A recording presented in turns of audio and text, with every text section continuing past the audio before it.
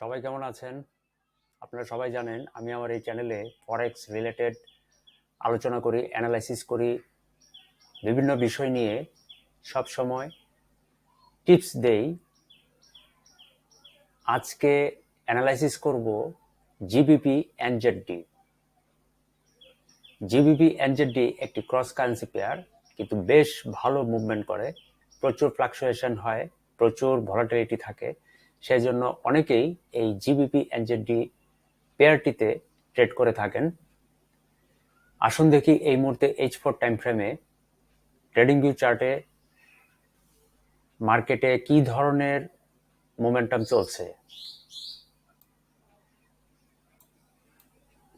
গত কয়েকদিন আগে এখান থেকে মার্কেট প্রচুর পরিমাণ সেল এন্ট্রি হয়েছিল, ফলে সেলাররা এখান থেকে হিউজ বেয়ারিশ মোমেন্টাম তৈরি করেছে।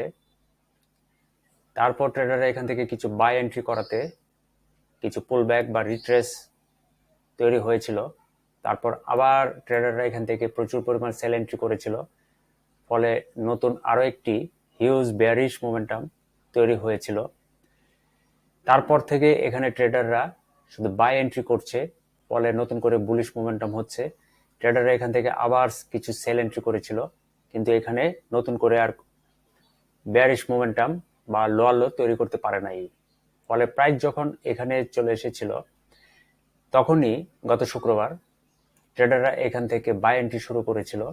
ফলে আজকেও সারা দিনই এখান থেকে ট্রেডাররা বাই এন্ট্রি করার ফলে bullish momentum, bullish momentum, bullish momentum, এবং right now bullish momentum is going.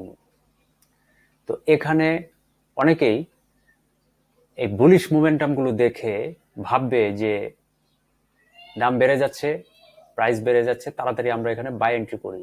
এটা আমরা প্রায় সবসময় করি। যখনই দেখি যে দাম অনেক বেড়ে যাচ্ছে, তখন আমরা নিজেরাও আরো বেশি ক্রয় করতে থাকি, বাই এন্ট্রি করতে থাকি।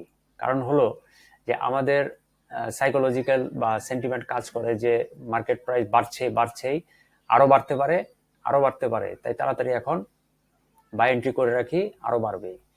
কিন্তু আসলে আমাদের এই চিন্তাগুলোর অনেক বাইরে মার্কেট মুভমেন্ট করে থাকে, ফলে আমরা প্রায়ই এই ধরনের ফাঁদে পড়ি, ট্যাপে পড়ি। সে কারণে আমাদের অধিকাংশ সময় লস গুনতে হয়। তো এখানে অনেকেই আপনারা বাই এন্ট্রি করছেন বুলিশ মোমেন্টাম দেখে। আমি এখানে সেল মুডে যাব। আমি সবার মতো এখানে বুলিশ মোমেন্টামে যাব না।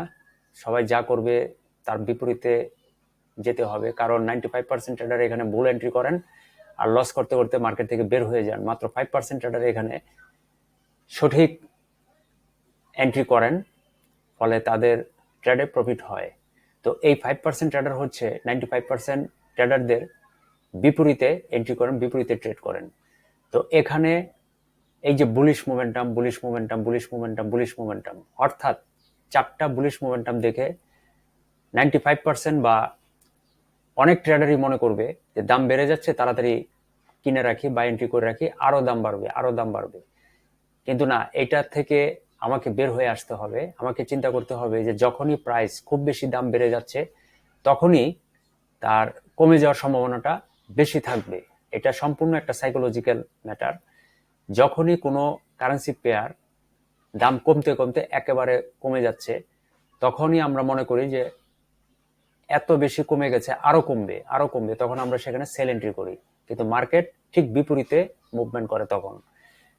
তো এটাও ঠিক এরকম। আমার ধারণা, আমার ব্যক্তিগত স্ট্র্যাটেজি অনুসারে আমি এটাই চিন্তা করছি, যেহেতু এখানে প্রচুর পরিমাণ বুলিশ মোমেন্টাম হচ্ছে, bullish momentum, bullish momentum, bullish momentum, অর্থাৎ ট্রেডাররা এখানে বাই করছে, বাই করছে, বাই করছে। কিন্তু আমি এখানে তাদের সাথে বাই এন্ট্রি করব না, আমি এখানে তাদের বিপরীতে যাব, অর্থাৎ এখান থেকে আমি সেল এন্ট্রি করার সিদ্ধান্ত নিব। তাই আমি এখানে একটি রেজিস্ট্যান্স জোন আঁকবো এবং এখানে আমি সাপোর্ট জোন আঁকবো।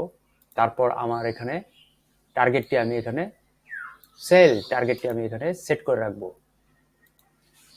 সবার উদ্দেশ্যে আপনারা আপনাদের নিজেদের ব্যক্তিগত স্ট্র্যাটেজি অনুসারে এখানে ট্রেড করবেন। লাভ লসের দায়ভার আপনাদের কাঁধেই থাকবে। আপনারা বুলিশ মোমেন্টামে যেতে পারেন, বাই এন্ট্রি করতে পারেন, আবার বেয়ারিশ মোমেন্টামে যেতে পারেন, সেল এন্ট্রি করতে পারেন। এটা আপনাদের ব্যক্তিগত স্ট্র্যাটেজির উপর নির্ভর করে আপনারা কি ধরনের মুভমেন্ট, নেক্সট প্রেডিকশন আশা করছেন। আমি এখানে আমার স্ট্র্যাটেজি অনুসারে নেক্সট প্রেডিকশন বেয়ারিশ মোমেন্টাম আশা করছি। সেজন্য আমি এখানে আমার বেয়ারিশ টার্গেট সেট আপ করে রাখলাম।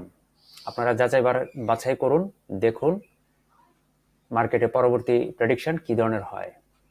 ধন্যবাদ সবাইকে, ভালো থাকবেন এবং পরবর্তী ভিডিও দেখার জন্য নোটিফিকেশন অন করে রাখবেন। পরবর্তী যে কোনো একটি কারেন্সি পেয়ারে আবারও আসছি অ্যানালাইসিস করার জন্য। ধন্যবাদ।